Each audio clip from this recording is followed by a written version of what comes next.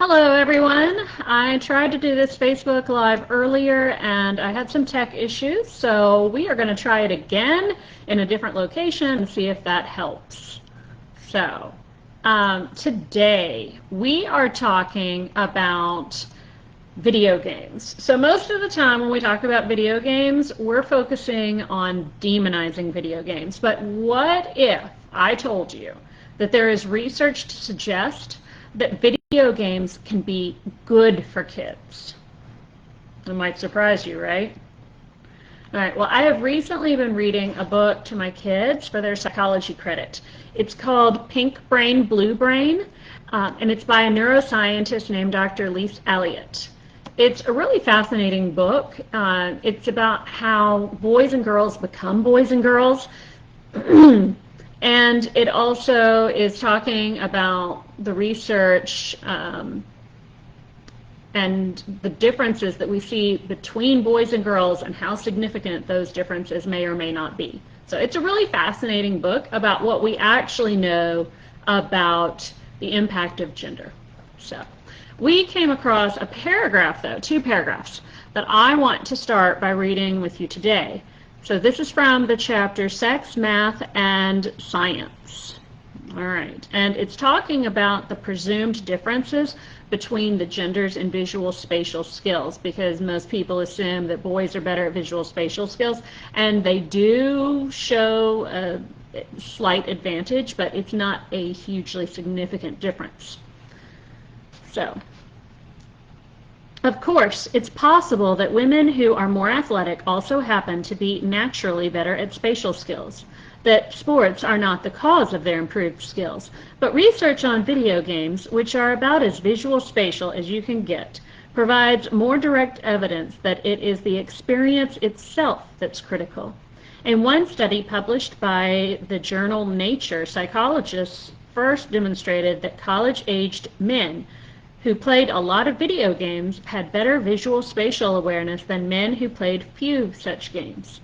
Then, to test whether their relationship was causal as opposed to merely correlational, the researchers recruited both men and women who were not experienced video game players and found that just 10 hours of play at the game Medal of Honor dramatically improved both sexes' attention to visual space in general.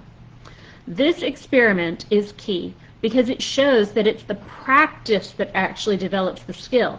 In fact, similar effects of computer or video game practice on spatial ability have now been shown by many researchers. They've tested third graders, fifth graders, adolescents, adults, boys, girls, men, and women.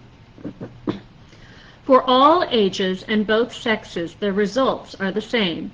Spatial skill test scores increase after people spend a bunch of hours playing Tetris, Ants, Marble Madness, Robotron, Stellar 7, Targ, Battlezone, Zaxxon, and probably any other spatially oriented video game. In some studies, the sex difference in spatial skill test scores was actually eliminated by video game experience.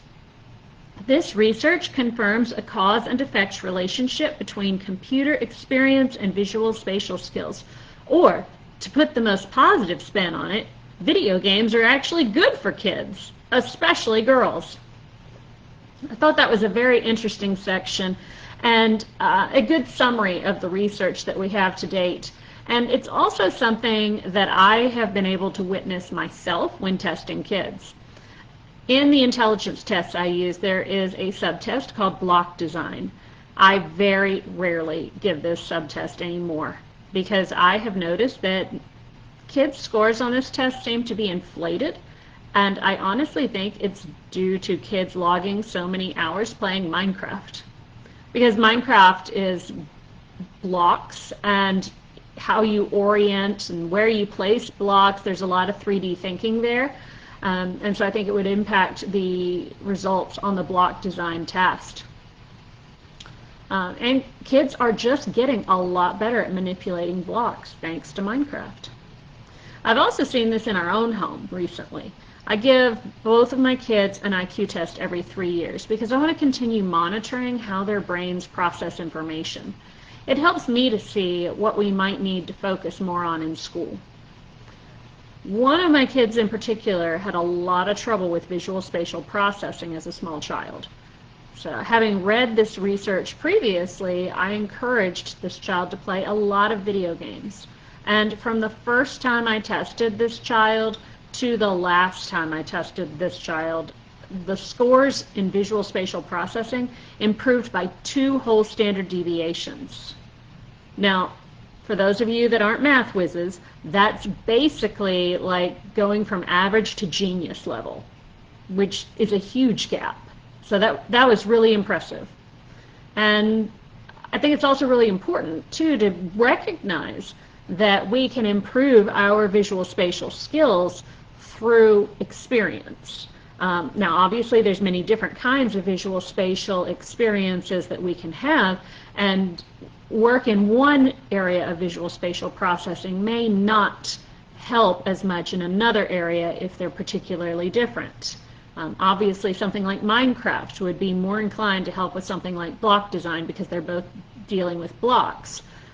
Playing a driving video game may be more inclined to help with learning to drive a car than, say, driving a garden tractor, which might surprise you, but a garden tractor has no blind spots and you're not going through a screen, and so it's really not the same experience as driving a car, which does have blind spots and does go through a screen. So in that regard, a driving video game is more similar to driving a car.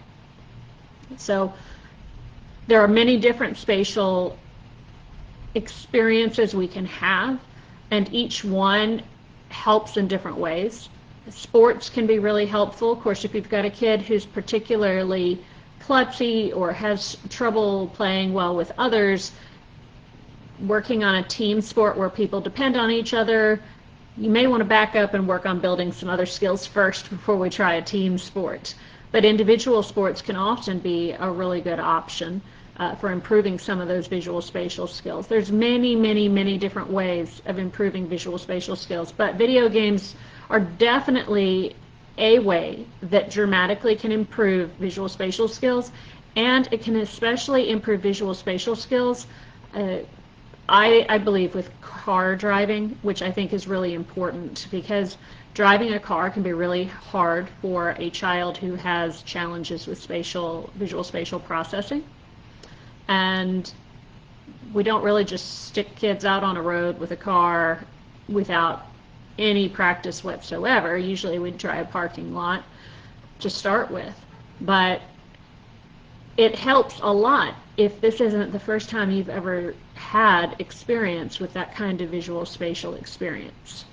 So I think that it's really important, and I think it's also particularly important in our world right now where so much emphasis is placed on STEM skills. And I also think that it's important because if you look at test scores worldwide, in the United States, we rank about probably 50th percentile for math among some of the tests that we've done using kids of the same age in different countries. And we definitely have a long ways to go in improving our math test scores. In earlier years, we focus on strictly computation. But as we get to more advanced math, that's where those visual spatial skills come into play, because math is a visual spatial language. So if you want your kids to learn to do well in math, and the sciences, and technology, maybe play a little bit more video games from time to time. But it does come back to balance. We always got to have balance in everything. Video games are not all good and they're not all bad. Very few things in life, if any, are all good or all bad. A lot of it is how you use it. And recognizing when a child needs more experience with visual spatial tasks can be a useful tool in deciding what kinds of activities might be important to encourage. And also think about the kinds of games that you're choosing to play. Some games are particularly difficult for certain kids. They just really upset them, it really bothers them. And then Other games, they don't necessarily help you out a lot, or they kind of get you sucked into spending money on a game. But there are plenty of games out there that are particularly helpful for developing academic skills. And quite honestly, Minecraft is one of them, because it is a creative sandbox style game where you can make it what you want it to be. And it includes exposure to all kinds of different rocks and how things are made and things like that, in addition to being able to see things in 3D and to move through 3D spaces with blind spots. So if anyone's looking for a good game to play, I love recommending Minecraft, and I play Minecraft in my membership group every week with the kids, and we have a great time. I've even had some parents join sometimes. So if you're a parent looking to improve some of those visual spatial skills, or maybe get ready to teach advanced math to your child, maybe you should play Minecraft. Have a great day. Thanks for joining me.